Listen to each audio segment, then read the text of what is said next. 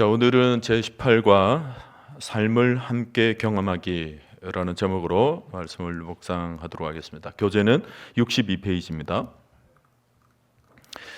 미국의 해리슨이라고 하는 여론조사 기관에서 일반인을 대상으로 여론조사를 한 적이 있습니다. 인생에 있어서 무엇이 가장 중요하냐 이런 질문으로 여론조사를 했는데 1위가 53% 정도 나온 답변으로 그러니까 절반 이상의 사람들이 말하기를 관계가 중요하다라고 대답을 했습니다. 우리가 보통 생각하기로 인생에 있어서 뭐 돈이 가장 중요하다, 뭐 직장이 가장 중요하다, 뭐 이런 대답이 나오지 않을까 생각되는데 그런 대답은 전체의 3%밖에 되지 않았다고 그래요. 그러니까 우리 인생에 있어서 돈보다도 혹은 그 무엇보다도 관계가 훨씬 더 중요하다라고 많은 사람들이 생각하고 있다는 것입니다. 사실 이 관계라고 하는 것은 신앙인이든 비신앙인이든 누구라 하더라도 보편적이면서도 공통적인 핵심 주제라고 말할 수 있습니다. 인생에 있어서 관계 맺음은 행복을 불러오는 중요한 통로가 되기도 하고, 반면에 인생에 있어서 관계 단절은 삶을 지극히 단조롭거나 불행하게 만들 수 있다는 것입니다. 여러분, 직장 생활에서 정말 힘들게 하는 것은 사실은 일 자체가 아니에요. 관계입니다. 아무리 지치고 힘든 직장 생활이라 하더라도 직장 동료들과의 관계가 좋으면 그 힘으로 서로 도와가며 나갈 수 있는 것입니다. 이것은 교회 생활도 마찬가지입니다. 정말 힘든 것은 봉사가 아닙니다. 관계입니다. 성도들이 교회를 옮기는 모습을 보면 다른 이유가 아니에요. 목사님 말씀도 좋고 성가대 찬양도 좋고 뭐 주일학교 시스템도 다 좋고 하는데 자그마한 곳에서 관계가 깨어지면 영락없이 교회를 옮길 생각을 한두 번씩 하더라는 것입니다. 관계가 이렇게 중요하다라고 말을 하는데 아이러니하게도 오늘날 사람들의 가장 큰 어려움이 뭐냐면 바로 이 관계를 맺어가는 일에 상당한 어려움을 느끼고 있다는 것입니다. 요즘 우울증 환자들이 부쩍 들어가고 있다는데 그만큼 이 관계 맺음이 없이 혼자 지내는 사람들이 많다는 것입니다.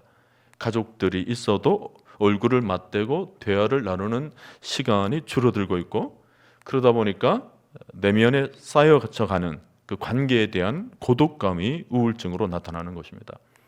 특별히 20, 30대 층에서 대인 기피증 환자들이 늘어가고 있다라고 하는데 자기 방에서 아예 나오지를 않는 거예요. 그래서 요즘은 신발이 잘 안 팔린다고 그럽니다. 어디를 다녀야 신발이 닳아 떨어져서 팔릴 텐데 부모가 좋은 운동화를 사줘도 애들이 집에서만 노니까 닳지를 않는데요, 신발이. 일본에도 히키코모리라고 하는 은둔형 대인기피증이 있는데 아이들이 방에서 나오지를 않는 것입니다. 엄마가 밥상을 차려서 방문 앞에 놔두면 살짝 문을 열고 밥만 가져가서 자기 방에서 혼자 먹고 다시 떼어놓고 그럽니다. 일본에도 이런 청년들이 많고 지금 한국에도 이런 청년들이 상당한 수로 늘어가고 있다고 합니다. 오늘도 교회를 오기는 왔지만 가급적 사람을 피하시는 분들이 우리 중에 있을지 모르겠습니다. 사람들이 많은 것이 싫은 거죠. 사람들하고 인사를 나눠도 표정이 잘 바뀌지 않습니다. 거기다가 뭐 축복송을 손을 내밀어서 서로 축복하면서 노래를 하자고 그러면 거의 죽음입니다. 겨우 손을 내밀면서 하는데 표정은 전혀 바뀌지는 않아요. 뭐 특별한 이유가 있어서라기보다는 그냥 피하고 싶은 것입니다. 어떤 사람은 사람들과 어울려 지내는 것은 그다지 좋아하지 않으면서도 하루 종일 집에서 개하고 지내는 것을 그렇게 좋아하시는 분이 있습니다. 개를 꼭 끌어안고 개에다가 옷을 입혀주고 그것도 거의 밍크에 가까운 그런 것을 입혀주고 또 개 발톱에다가 매니큐어도 발라주고 하면서 하루 종일 개하고 껴안고 노는 겁니다.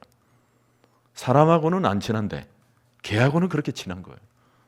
그래서 어떤 분은 너무 집착을 해가지고 목사님한테 찾아와서 막 상담을 하는 거예요. 목사님, 제가 우리 교회를 너무 사랑하는데 혹시 우리 교회도 천국에 갈 수 있는 방법이 없을까요? 뭐 이런 것을 상담하는 거예요. 여러분, 사람보다도 애완동물을 그렇게 좋아한다는 것은 그만큼 지금 마음이 외롭다라는 것입니다. 사람들과의 관계 대신 동물을 통해서 대리 관계를 형성하는 거죠.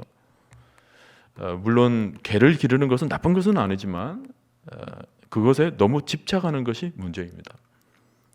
오늘날 우리는 관계가 단절된 시대를 살아가고 있습니다. 전에는 살인문을 해놓고도 잘 살았는데 이제는 철장문을 만들어 놓고도 불안한 것입니다.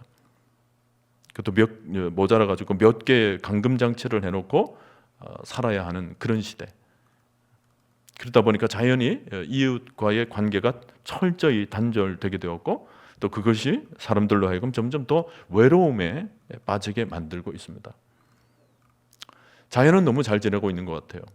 꽃도 들도 나무도 너무나도 시절을 따라서 아름답게 잘 지내고 있고 심지어 동물들도 하나님께서 지으신 그 모습 그대로 잘 지내고 있는 것 같은데 유일하게 인간만이 이상한 방향으로 역방향으로 지금 흘러가고 있는 것 같습니다.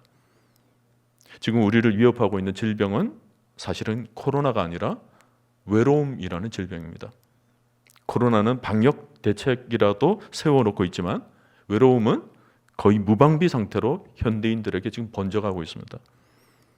여러분, 우리는 이 질병으로부터 벗어나야 합니다. 하나님이 우리를 지으셨을 때의 원판은 관계에 아무런 어려움이 없는 존재로 지으셨습니다. 하나님과의 관계도 잘 맺고 또 인간과의 관계도 어려움 없이 그렇게 지내도록 만드셨어요. 관계 속에서 함께 더불어 살아가도록 지으셨던 것입니다.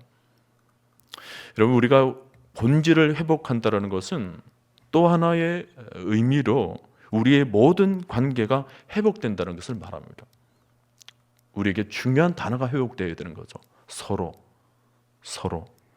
서로를 사랑하고 서로를 위해 기도하고 서로를 격려하고 서로 권고하고 문안하고 서로 섬기며 서로 가르치고 서로 받아들이고 서로 존경하고 서로의 짐을 짊어질 줄 알고 또 서로 용서하고 서로에게 복종하고 서로 헌신하고 서로를 섬기고 모든 성도들이 그리스도 안에서 한 몸을 이루어서 날마다 유기적으로 연합해 나가는 것이 바로 교회 공동체인데 오늘날 우리가 회복되어야 되는 가장 본질적인 모습이 바로 이거예요.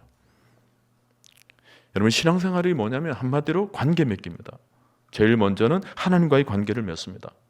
단순히 우리가 하나님을 믿는 수준으로 그치는 것이 아니라 그가 내 아버지가 되고 내가 그분의 자녀가 되는 관계 수준으로 나아가는 거예요.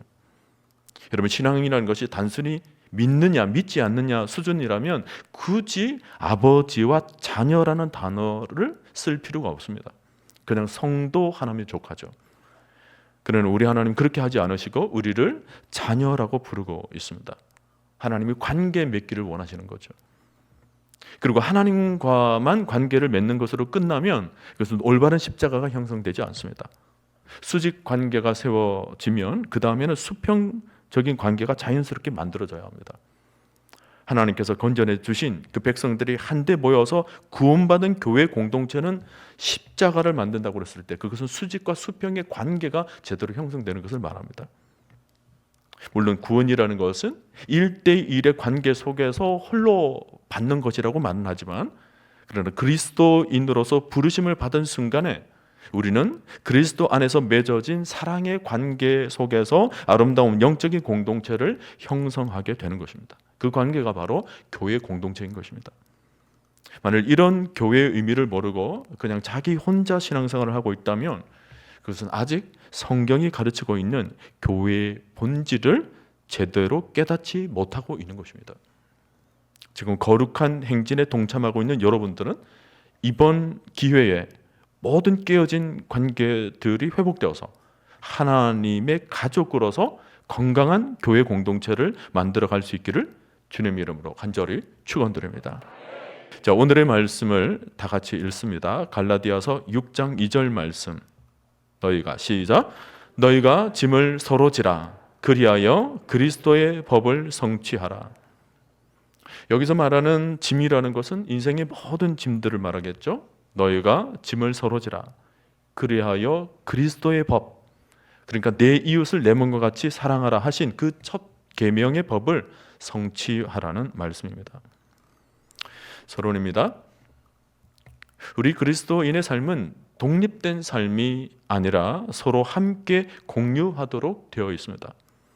이 공유된 삶을 교제라고 말을 하는데, 여기서 말하는 교제란 단순히 예배를 같이 참석하는 것을 의미하지 않습니다. 다시 말하면 예배만 같이 드리고 가는 것을 우리는 교제라고 말하지 않아요. 예배 후에도 서로 떡을 떼며 서로 기도하고 서로 봉사하고 서로 나누고 모든 삶의 어려운 짐들까지 나누어서 함께 지는 것이 바로 교제인 것입니다. 그래서 총체적인 의미에서 교제라는 것은 삶을 함께 나누고 신앙적 경험들을 함께 공유하는 것을 의미합니다. 1번, 삶을 공유하는 것을 교제라고 부른다. 계속 교제를 읽습니다. 하나님은 우리가 함께 삶을 경험하기를 바라신다. 함께하는 공유된 경험을 교제라고 부른다. 교제라는 말을 우리가 참 많이 사용하는 단어 중에 하나인데, 안타까운 것은 오늘날 이 교제라는 단어는 상당 부분 그 성경적인 의미를 상실하고 있다라는 것입니다. 그저 교회 안에서 교제라는 것이 잠깐 가벼운 대화를 나누고 잠깐 어울리고 식사나 차를 같이 나누는 그 정도의 수준을 교제라고 생각하는 경우가 많은데요. 물론 그것도 포함하기는 합니다만은, 그러나 우리가 알아야 할 것은 진정한 교제는 이런 모습 그 이상의 의미를 지니고 있다는 것입니다. 바로 서로가 서로의 삶을 경험하는 것입니다.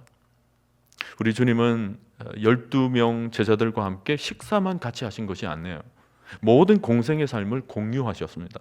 늘 제자들과 함께 보여주시기도 하고 가르쳐 주시기도 하고 또 짐을 나눠주시기도 하셨던 것입니다. 계속 읽습니다. 진정한 교제는 이기적이지 않은 사랑, 진실한 나눔, 실제적인 섬김과 희생적인 베품과 위로를 말한다. 하나님은 이런 교제는 작은 그룹, 소그룹의 만남 속에 이루어진다고 하셨다.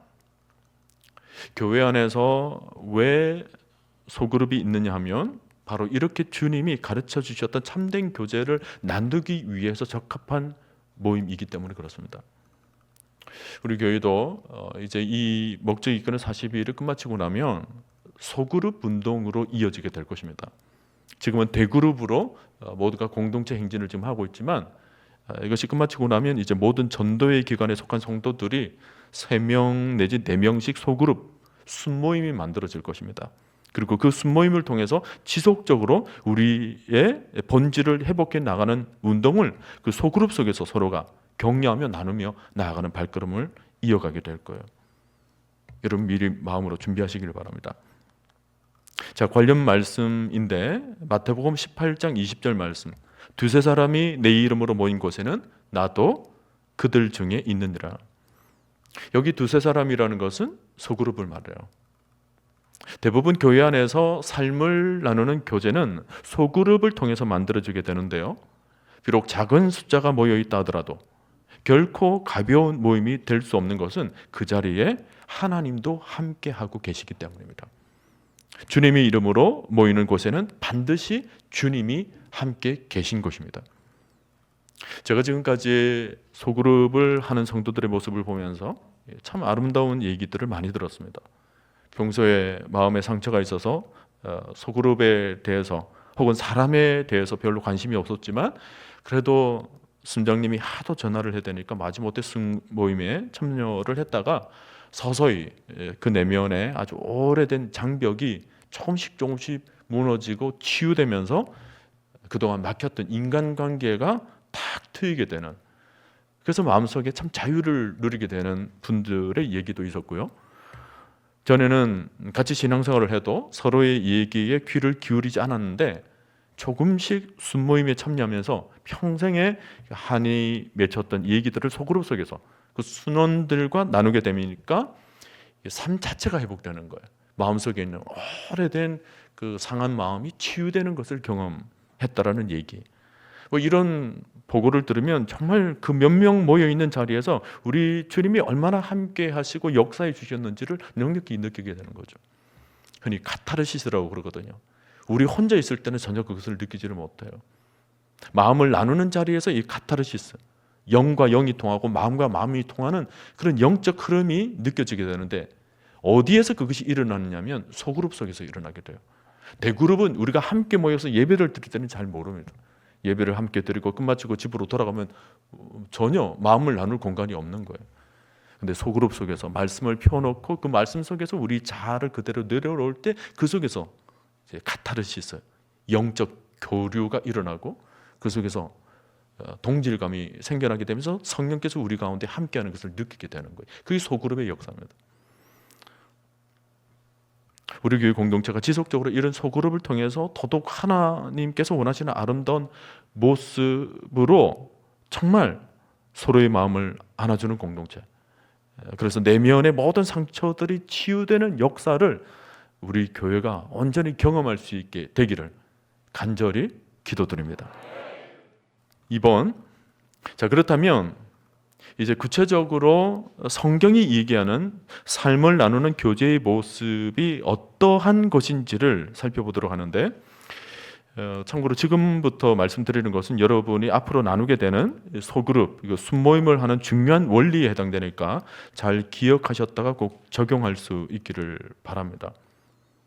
우선 한꺼번에 보여드릴 테니까 삶을 나누는 교제가 되기 위해서 어떤 모습인지를 한번 머릿속에 그려보십시오. 우선 첫째는 진실함이 있어야 하고요. 둘째는 상호 의존적이 되어야 합니다. 셋째는 공감적 이해가 기초가 되어야 하고요. 넷째는 자비를 경험할 수 있는 교제가 되어야 합니다. 저 네 가지: 진실함, 상호 의존적, 그 다음에 공감적 이해, 그리고 자비. 자, 하나씩 살펴보도록 합니다. 첫 번째로, 순모임에는 진실함이 있어야 합니다.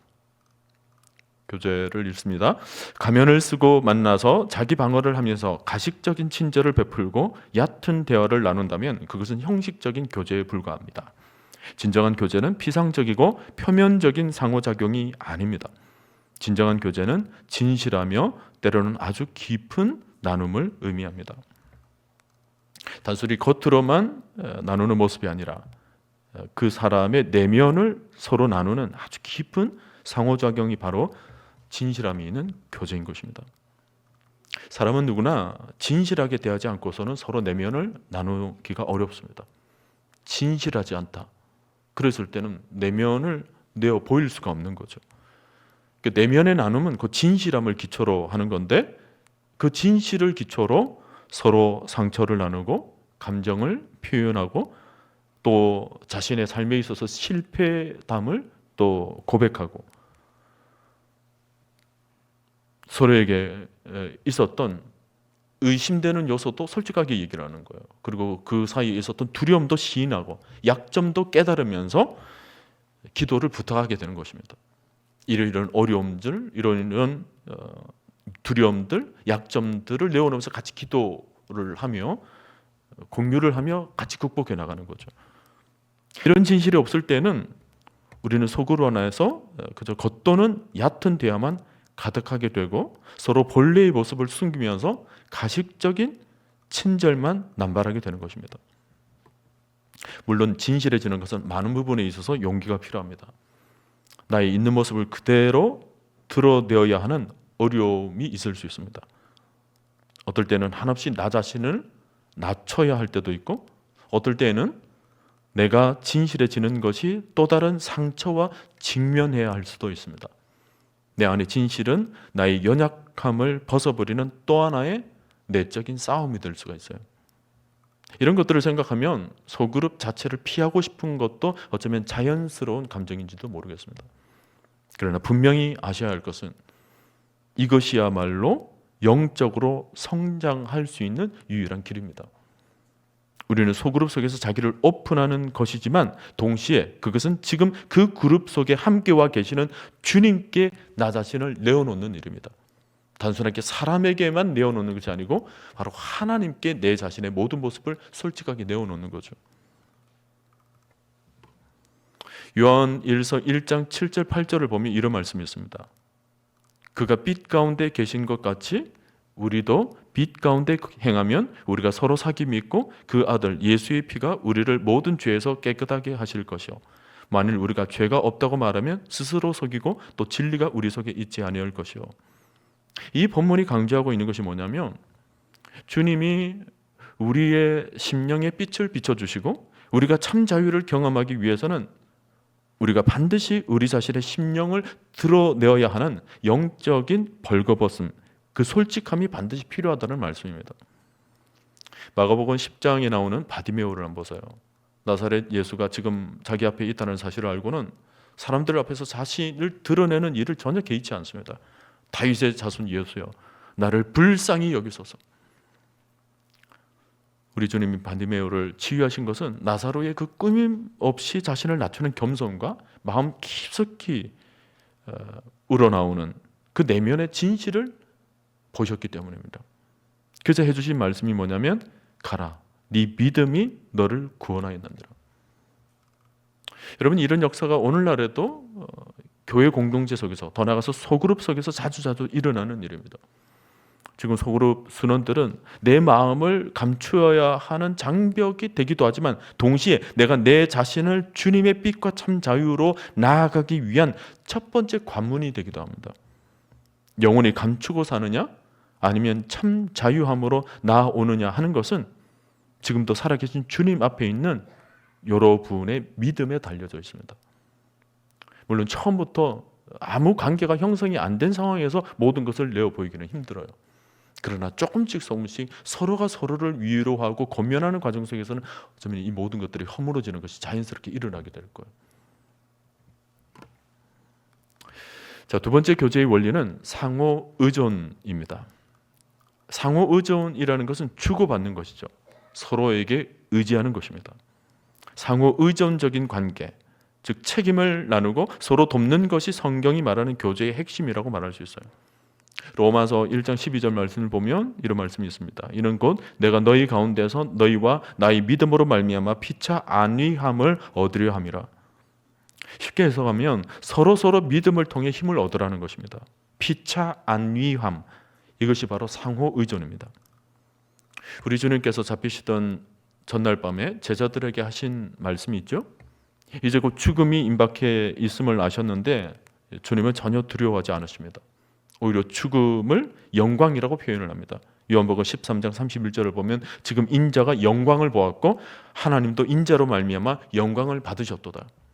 자, 그렇게 주님은 그 죽음을 영광스럽게 생각하는데, 그렇다면 남은 제자들은 주님이 죽으신 뒤 어떻게 될까요? 주님이 앞으로 남겨질 제자들을 이렇게 쳐다보니까 그냥 훌쩍 가실 수 없으셨습니다. 그래서 몇 마디 남기시는데 그 중에 가장 핵심적으로 하신 말씀이 바로 서로 사랑하라는 것입니다. 주님이 다시 오시는 그날까지 그들을 하나로 묶을 수 있는 끈이 있다면 그것이 뭐냐면 돈을 물려주는 것이 아니에요. 권세를 물려주는 것이 아닙니다. 그들에게 정말 필요한 것은 서로 돌보며 서로 의지하며 서로 사랑하며 지내는 것이다. 주님이 이렇게 판단하신 거예요. 여러분, 주님이 우리를 부르시는 그날까지 우리가 이 세상을 이겨내는 비결이 뭘까요? 너나 할 것 없이 삶은 언제나 우리를 힘들게 하고 어렵게 하고 때로는 지탱하기 어려울 정도로 심한 상처와 좌절을 겪을 수밖에 없는데, 이런 삶 속에서 우리 모두에게 필요한 것이 있다면 바로 서로가 서로의 힘이 되어주는 것입니다. 가끔씩 제가 순모임에 같이 참석을 해보면 참 아름다운 모습을 보게 돼요. 대부분의 순들이 그 탁자 한가운데 뽑아 쓰는 그 키친타올을 갖다 놓습니다. 휴지를 갖다 놓으면 이 얼굴에 붓기 때문에 키친타올을 갖다 놔요. 아마 평소에 서로 마음을 나누고 위로하면서 눈물을 많이 흘렸던 것 같습니다. 언젠가 어떤 순모임에 갔는데 그 순에도 이 키친타올이 가운데 있는 거예요. 어떤 분이 그럽니다. 목사님, 평소에는 질이 좀 안 좋은 휴지를 갖다 놓는데 오늘은 목사님이 오셨다길래 특별히 돈 좀 들여서 좋은 거 갖다 놨습니다. 그래도 제가 물었어요. 그럼 평소에는 어떤 걸 갖다 놓습니까? 그랬더니 평소에는 화장실에서 쓰는 그 두루마리 커다란 휴지를 갖다 놓는데요. 아니 그런 걸 그 큰 걸 왜 갖다 놓습니까? 그러니까 그것도 모자란답니다. 막 뽑아 쓴대요.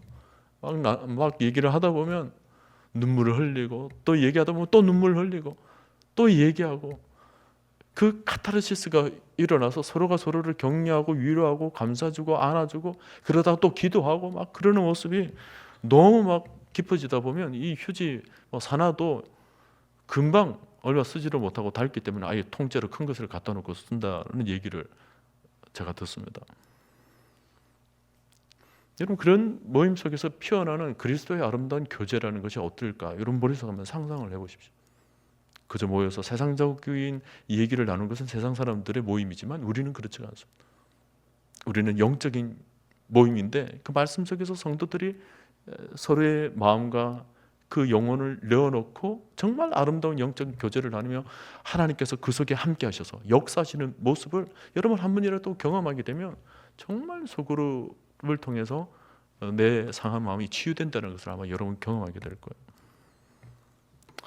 헨리 나우엔이 한 말이 생각이 나는데요. 그분이 그런 말을 했습니다. 위로라는 것은 고통을 가져가 버리는 것을 의미하지 않는다. 위로는 함께 있으면서 당신은 혼자가 아닙니다. 내가 당신과 함께 있습니다. 라는 말을 한 단어로 축소한 단어이다. 그러니까 위로라는 것은 꼭 무슨 말을 해줘야 되는 것이 아니고 그냥 서로가 함께 있는 것 그 자체가 바로 위로인 것입니다. 오늘날 위로가 필요하다는 말은 서로가 함께 있어주는 일이 필요하다는 말과 같습니다.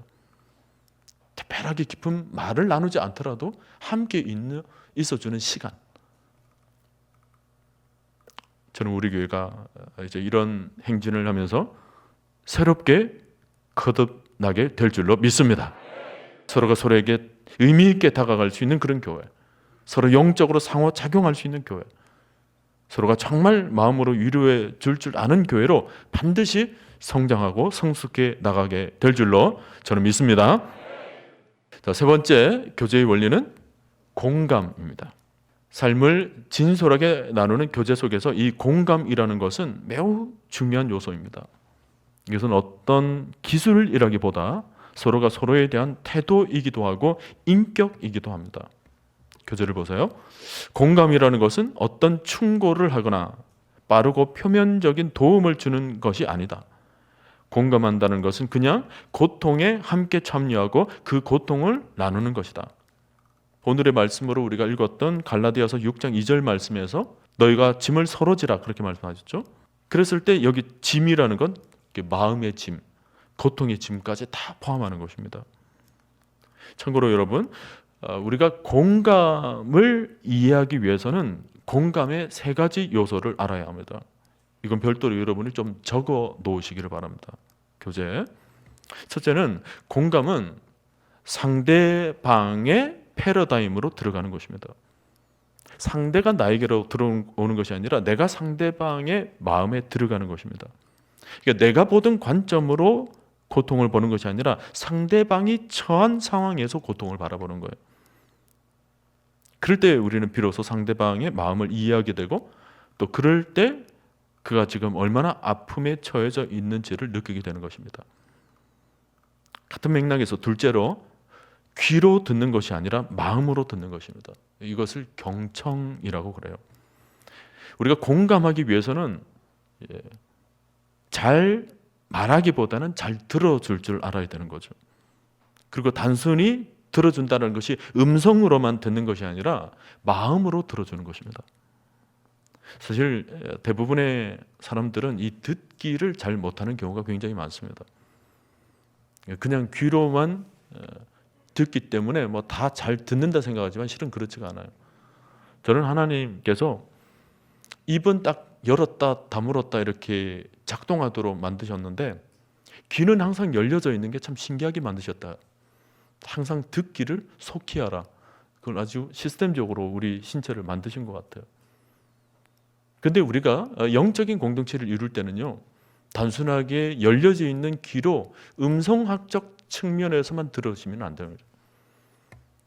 마음으로 받는 것이 뭐냐면, 우리 대부분의 사람들의 모습을 가만히 보면 누군가의 얘기를 가만히 들을 때 그 사람의 말을 끝까지 들으면서 그 마음 안으로 들어가려고 하기보다는 그 사람이 말을 할 때 그 다음에 자기가 무슨 말을 할지 자기가 할 말을 막 생각하는 거예요.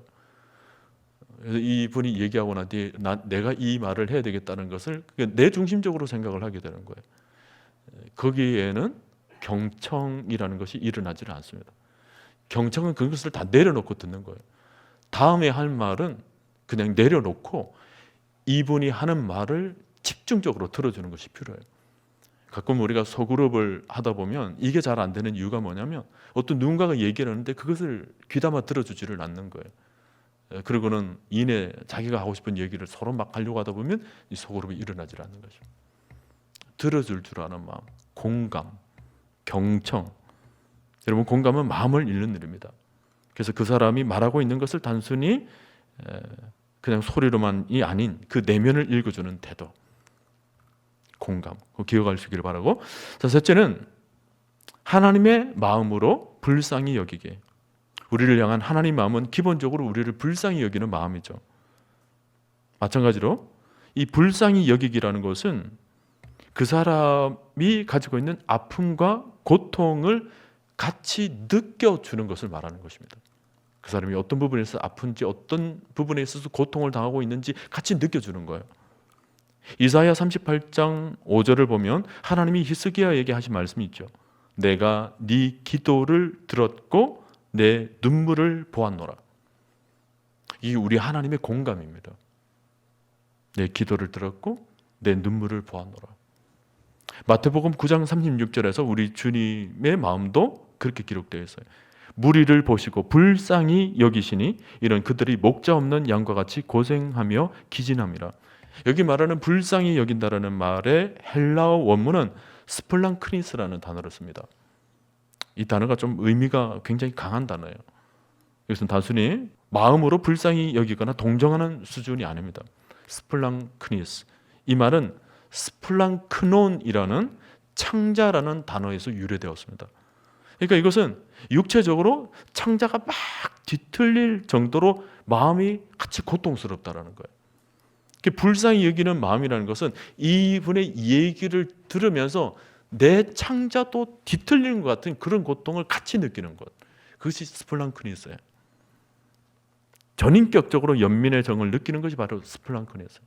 우리 주님께서 목자 잃은 양들을 보면서 그런 마음으로 바라보셨다는 거예요. 이게 공감입니다. 우리가 이웃을 향하여 또 성도들의 그 아픔을 나눌 때 마치 내 창자가 뒤틀리는 것 같은 그런 고통을 같이 느낄 정도로 그의 마음을 공유하는 거죠. 교회 안에는 이런 스플랑크니스가 있어야 됩니다. 서로 불쌍히 여기는 마음, 서로가 서로에 대해서 불쌍히 여기고 긍휼히 여기는 마음.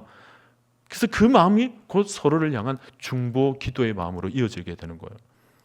여러분, 공감은 동감하고는 전혀 다른 개념입니다. 동감은 인간의 마음이지만 공감은 하나님의 마음이에요. 그래서 공감은 언제나 그 자체로서 치유의 능력을 가지고 있습니다. 같이 아파하는 그 순간 아파해주는 내 모습 때문에 상대가 치유가 일어나게 돼요. 4번 자비입니다. 자비는 허물을 덮어주는 것을 말합니다. 우리 인간은 참 말실수를 할 때가 있습니다. 그런데 그때 우리에게 필요한 것은 그 말의 꼬리를 물고 늘어지기보다는 주의 자비하심으로 살짝 덮어주고 넘어가주는 마음이 필요하죠. 교회 안에서 참 그런 경우가 많습니다. 말실수할 때 있습니다. 제가 언젠가 말씀드렸죠. 이 언어, 말이라는 것이 바람에 나는 겨와 같아요. 말하는 사람도 쑥 말해버릴 수도 있습니다. 마음에 없는데 그냥 쑥 말해버릴 수도 있어요. 듣는 사람도 그럴 수도 있습니다. 내 쑥 말해버렸는데 그 말 한마디 한 것 가지고 너무 그 사람의 인격적인 측면까지 치장을 해서 그를 판단하고 평가를 해버리면 우리는 아무도 대면할 사람이 없는 거예요. 그냥 실수한 말 한마디라면 그냥 가볍게 덮어주고 넘어가주는 아량이 우리에게 필요한 거죠. 하나님의 교제를 나누는 것에는 언제나 이런 태도가 있을 때 하나님의 은혜가 흘러넘치게 되는 것입니다. 우리가 어떤 정의를 실현하는 것보다 자비를 실현하는 것이 더 강한 역사를 일으키는 방법이라는 것을 반드시 인지할 필요가 있습니다. 관련 말씀을 볼까요? 고린도후서 2장 7절 말씀을 보면 그런즉 너희는 차라리 그를 용서하고 위로할 것이니 그가 너무 많은 근심에 잠길까 두려워하노라. 실수로 말한 그분의 마음도 굉장히 괴로울 거예요. 너무 많은 근심에 잠기지 않도록 그를 용서하고 이해하고 아량을 베풀고 그를 위해서 기도하게 된다면 얼마나 아름다운 공동체가 만들어질 수 있을까. 에베소서 4장 2절도 보면 모든 겸손과 온유로 하고 오래 참음으로 사랑 가운데서 서로 용납하고. 우리 중에 자비가 필요하지 않는 사람은 한 사람도 없습니다. 모두가 죄의 본성을 지녔기 때문입니다. 우리가 죄에서 구원을 얻게 된다라는 것도 주님의 자비하심 때문이었고 지금 이 자리에 나올 수 있었던 것도 모두 주님의 용서함 때문입니다. 여러분, 우리가 주님으로부터 용서받는 것이 어느 정도의 크기일까요? 그 크기가 어느 정도인지 알면 알수록 우리는 형제를 용서하기가 쉬워지는 법입니다. 반대로 얘기하면 우리가 형제를 용서하지 못하는 이유는 나를 용서해 주신 하나님의 은혜가 얼마나 컸었는지 아직도 잘 깨닫지 못하고 있기 때문에 그래요. 여러분, 용서와 자비는 관계를 위한 첫 번째 법칙이자 마지막 법칙입니다. 하나됨을 지킬 수 있는 유일한 힘은 자비와 용서에서 비롯됩니다. 여러분, 복음이란 뭘까요? 바로 죄를 덮어주는 것입니다. 시편 78편 38절을 보면 오직 하나님은 긍휼하심으로 죄악을 덮어주시어 멸망시키지 아니하시고 그랬습니다. 복음은 죄를 없애주는 것이 아니라 덮어주는 것입니다. 여러분, 노아의 아들들 중에 셋과 야벳, 이 두 아들이 잘한 일이 뭐예요? 아버지의 수치를 덮어준 것입니다. 함이 잘못한 것은 덮어주는 이 복음을 실천하지 않았기 때문이죠. 소그룹 교제를 실패하게 만드는 가장 큰 적은 이 복음의 정신이 무너졌을 때 나타나는 것입니다. 누군가 잘못하면 그냥 그것을 가지고 비판하고 불평하고 수근거리고 부정적인 말을 하게 되고, 그래서 그 소그룹 속에서 일어나는 일을 또 딴 데 가서 또 옮기고, 그럴 때 소그룹도 깨어지지만 교회 공동체도 깨어지게 되는 것입니다. 그 자그마한 그 안에서 우리는 용서하는 법을 배워야 되고 덮어주는 법을 배워야 되고 그 복음이 살아있는 소그룹이 되어야 되는 거죠. 여러분, 십자가 사건 이후에 제자들의 입장을 한번 상상해 보세요. 이제 예수님이 처형당하고 누가 자기들을 붙들지 않을까 해서 줄다름질 쳐서 다락방에 와서는 모두가 다 꼭 숨어 있는 거예요. 물을 꼭 끌어 잠그고 11명이 다 들어와 있습니다. 여러분, 그럴 때 한번 생각을 한번 해보세요. 마태가 갑자기 베드로 보고 베드로, 너는 평소에 수제자라고 얘기를 했지 않느냐? 근데 주님이 저렇게 십자가에 매달려서 죽게 되었는데 넌 뭐 하고 있었니? 너 말고의 길을 자를 때 너 뭐라고 그랬니? 절대 그런 일이 일어나지 않겠다고 주님을 끝까지 지킨다고 너 말했지 않았어? 근데 어떻게 주님이 저렇게 십자가에 매달릴 때 너는 어떻게 가만히 있을 수 있어? 심지어 자그마한 여종 앞에서 주님을 부인하기까지 하고, 너 어떻게 그럴 수가 있어? 이런 핀잔을 하고. 또 다른 제자는 요한을 보고 너 대제사장을 좀 안다고 그랬잖아. 그럼 대제사장한테 가서 좀 말이라도 좀 잘해서 주님이 저는 죽음을 당하지 않도록 네가 막았었어야지. 너 그런 인맥을 다 가지고 있으면서도 너 어떻게 그렇게 가만히 있을 수 있어? 늘 옆에서 수제자라고 베드로와 함께 늘 옆에 앉아 있더니 이게 뭐니? 하면서 서로가 서로에게 그 다락방에서 핀잔하고 서로 정죄하고 서로가 탓하고 그랬다면, 여러분, 사도행전에 그 마가의 다락방에 역사가 일어날 수 있었을까요? 주님은 그것을 미리 내다보셨어요. 그래서 주님께서 마지막 죽음 앞에서 제자들에게 남기신 말씀이 서로 사랑하라였어요. 왜냐하면 그 서로 사랑하라가 바로 오순절 사건, 사도행전을 열어가는 아주 중요한 기초가 되기 때문에 여러분, 용서와 자비는 공동체 생활의 접착제 역할을 하지만 동시에 성령의 불을 지피는 장작불 역할도 합니다. 용서하면 공동체가 절대 흩어지지 않을 뿐만 아니라 용서하면 공동체가 회복되면서 성령의 불길이 타오르는 거예요. 용서하면 가정이 흩어지지 않습니다. 부부가 나눠지지 않습니다. 자녀들이 튀어나가지 않습니다. 교회 공동체도 서로 용서하면 하나님의 복음이 편만하게 퍼져나가게 될 것입니다. 바로 그것이 본질을 회복하기 위한 아주 기초적인 작업인 거죠. 우리 마음에 있어서 가장 근본적으로 있어야 될 첫 번째 발걸음입니다. 용서, 이해, 사랑. 우리 교회가 용서의 공동체가 될 수 있기를 바랍니다. 용서하고 서로 끌어안아주고 서로 격려해주고 서로 탓하기보다 서로 다 내가 부족해서 그렇다, 내 탓이다,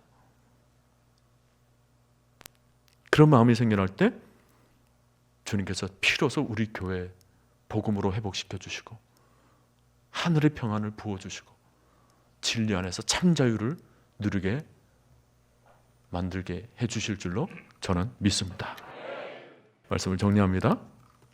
우리가 지금 그리스도 안에 있고 하나님의 가족이 되었고 하나님 안에서 한 몸이 되었다면 우리는 이제 다른 사람과의 교제를 통하여 삶을 함께 경험해야 합니다. 우리 중에 다른 사람이 필요 없는 사람은 한 사람도 없습니다. 이 사실을 안다면 우리는 소그룹 교제에 적극적으로 참여해서 교제에 정말 하나님의 사랑을 나누는 그런 친밀감으로 주의 사랑을 실천해야 되는 것입니다. 여러분이 우리 교회 공동체, 그 공동체 속에 들어가는 것을 아직도 두려워하고 계신 분이 있습니까? 성도들끼리 교제를 나누는 것을 뭔가 어려워하시는 분이 있습니까? 주님께 깊은 마음으로 기도하시길 바랍니다. 기도하셔서 하늘의 힘을 공급받을 수 있기를 바랍니다. 우리는 인간의 동감이 아니라 하나님의 마음인 공감으로 나아간다고 했을 때 우리 마음속에 성령으로 가득 채워져 있을 필요가 있습니다. 그럴 때 우리는 모든 교제를 나눌 수 있는 거예요. 여러분, 관계는 우리 몸의 핏줄과도 같습니다. 핏줄 중에 막혀져 있으면, 어느 부분이라도 조금이라도 막혀져 있으면 그때부터는 공동체에 병이 생기게 되는 것입니다. 우리는 막힌 채로 살아서는 안 됩니다. 교제가 막혀져 있으면 우리는 그 어느 누구도 하나님의 사랑을 제대로 전달할 수도 전달받을 수도 없습니다. 저는 우리 교회를 위해서 간절히 기도합니다. 우리 중에 그 어느 누구도 관계에 막힘이 없는 인생으로 주님이 우리에게 허락하신 참된 자유와 평강을 누리면서 우리 교회에 속한 그 어느 한 사람도 예외 없이 모두가 다 하나님께서 정말 성령으로 충만히 주의 사랑으로 가득 채워주셔서 그 사랑으로 말미암아 거룩한 교제로 생명의 통로들이 될 수 있는 은혜가 우리 모든 성도님들의 심령 가운데 흘러넘치게 되기를 주님의 이름으로 간절히 축원드립니다.